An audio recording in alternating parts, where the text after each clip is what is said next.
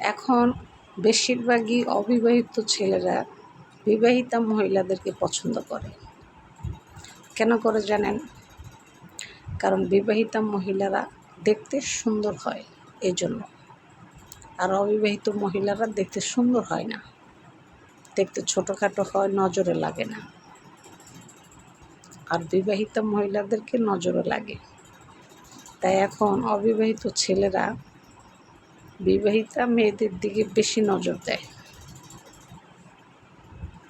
মানে প্রেম করতে চায়, ভালোবাসতে চায়।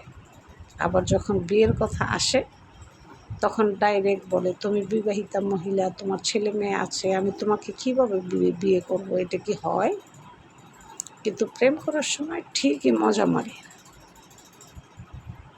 এটা হচ্ছে অবিবাহিত ছেলে মানুষের নেচার, বুঝছেন?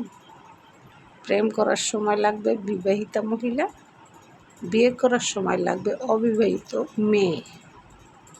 এটা হচ্ছে ছেলেদের হ্যাবিট।